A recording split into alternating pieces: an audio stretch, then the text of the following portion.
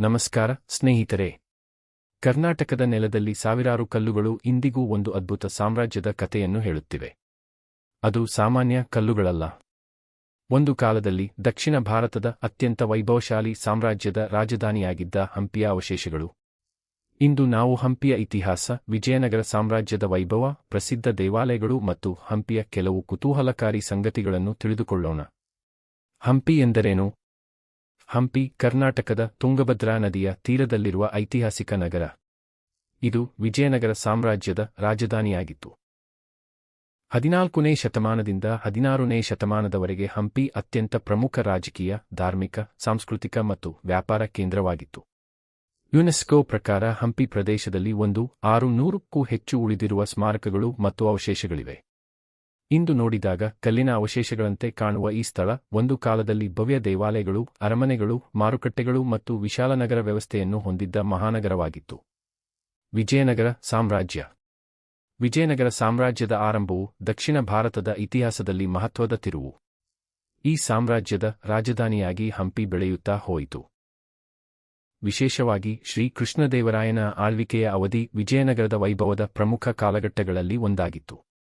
ಆ ಕಾಲದಲ್ಲಿ ಕಲೆ, ಸಾಹಿತ್ಯ, ವಾಸ್ತುಶಿಲ್ಪ, ವ್ಯಾಪಾರ ಮತ್ತು ಕೃಷಿ ಕ್ಷೇತ್ರಗಳು ಅಭಿವೃದ್ಧಿ ಹೊಂದಿದ್ದವು.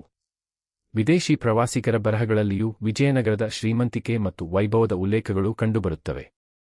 ವಿರೂಪಾಕ್ಷ ದೇವಾಲಯ. ಹಂಪಿಯ ಅತ್ಯಂತ ಪ್ರಸಿದ್ಧ ಸ್ಥಳಗಳಲ್ಲಿ ಮೊದಲನೆಯದು ವಿರೂಪಾಕ್ಷ ದೇವಾಲಯ. ಈ ದೇವಾಲಯವು ಶಿವನಾದ ವಿರೂಪಾಕ್ಷನಿಗೆ ಸಮರ್ಪಿತವಾಗಿದೆ.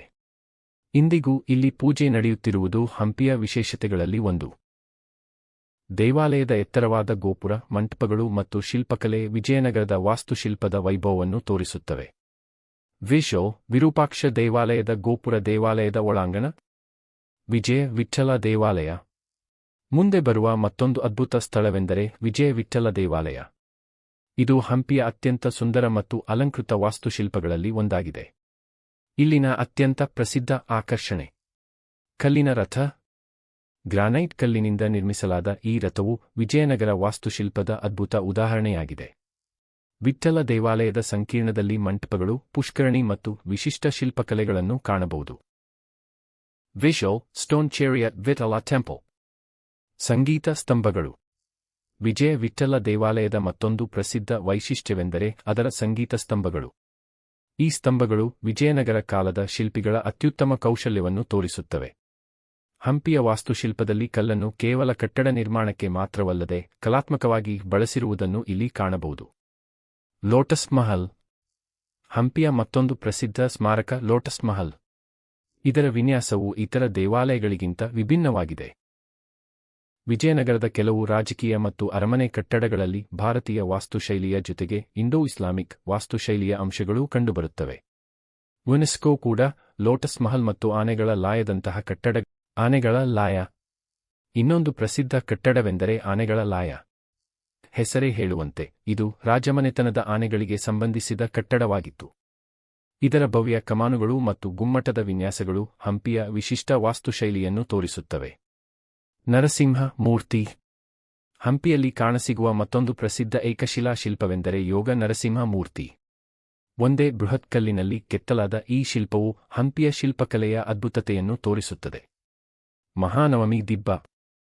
ಹಂಪಿಯ ರಾಜಕೀಯ ಕೇಂದ್ರದಲ್ಲಿ ಮಹಾನವಮಿ ದಿಬ್ಬ ಪ್ರಮುಖ ಸ್ಮಾರಕವಾಗಿದೆ.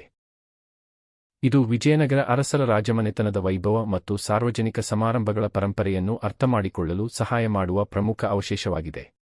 ಇಲ್ಲಿನ ಕಲ್ಲಿನ ಕೆತ್ತನೆಗಳಲ್ಲಿ ಆ ಕಾಲದ ಜೀವನಶೈಲಿ ಮತ್ತು ವಿವಿಧ ದೃಶ್ಯಗಳನ್ನು ಕಾಣಬಹುದು. ಹಂಪಿಯ ಪತನ. ಆದರೆ ಸ್ನೇಹಿತರೆ, ಇಷ್ಟೊಂದು ವೈಭವಶಾಲಿಯಾಗಿದ್ದ ಹಂಪಿಯ ಇತಿಹಾಸದಲ್ಲಿ ಒಂದು ಕಠಿಣ ಅಧ್ಯಾಯವೂ ಇದೆ. 1565ರ ತಾಳಿಕೋಟೆ ಯುದ್ಧದ ನಂತರ ವಿಜಯನಗರ ಸಾಮ್ರಾಜ್ಯಕ್ಕೆ ಭಾರೀ ಹೊಡೆತ ಬಂತು. ಯುನೆಸ್ಕೋ ಪ್ರಕಾರ ಇದರ ನಂತರ ಹಂಪಿ ನಗರವು ದಾಳಿಗೆ ಒಳಗಾಗಿ ಹಲವು ತಿಂಗಳುಗಳ ಕಾಲ ನಾಶಕ್ಕೆ ಒಳಪಟ್ಟಿತು ಮತ್ತು ನಂತರ ನಗರವನ್ನು ತ್ಯಜಿಸಲಾಯಿತು. ಇಂದು ಉಳಿದಿರುವ ಅವಶೇಷಗಳು ಆ ಮಹಾನ್ ನಗರದ ವೈಭವ ಮತ್ತು ಅದರ ಪತನ ಎರಡನ್ನೂ ನಮಗೆ ನೆನಪಿಸುತ್ತವೆ. ಯುನೆಸ್ಕೋ ವಿಶ್ವ ಪರಂಪರೆ ತಾಣ. ಹಂಪಿಯ ಐತಿಹಾಸಿಕ ಮತ್ತು ವಾಸ್ತುಶಿಲ್ಪದ ಮಹತ್ವವನ್ನು ಗುರುತಿಸಿ 1986ರಲ್ಲಿ ಯುನೆಸ್ಕೋ ವಿಶ್ವ ಪರಂಪರೆ ಪಟ್ಟಿಗೆ ಸೇರಿಸಲಾಯಿತು.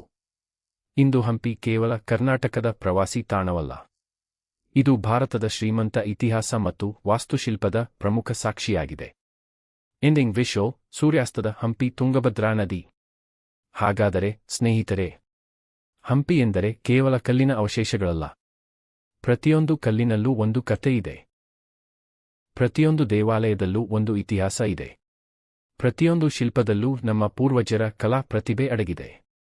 ಅದಕ್ಕಾಗಿಯೇ ಹಂಪಿ ನಮ್ಮ ಕರ್ನಾಟಕದ ಹೆಮ್ಮೆ, ನಮ್ಮ ಭಾರತದ ಇತಿಹಾಸದ ಅಮೂಲ್ಯ ಸಂಪತ್ತು. ಈ ವಿಡಿಯೋ ನಿಮಗೆ ಇಷ್ಟವಾದರೆ ಲೈಕ್ ಮಾಡಿ, ಶೇರ್ ಮಾಡಿ ಮತ್ತು ಇಂತಹ ಇತಿಹಾಸ ಹಾಗೂ ಗಿಕ ಮಾಹಿತಿಗಾಗಿ ನಮ್ಮ ಚಾನೆಲ್ ಅನ್ನು ಸಬ್ಸ್ಕ್ರೈಬ್ ಮಾಡಿ. ಧನ್ಯವಾದಗಳು. ಜೈ ಹಿಂದ್, ಜೈ ಕರ್ನಾಟಕ.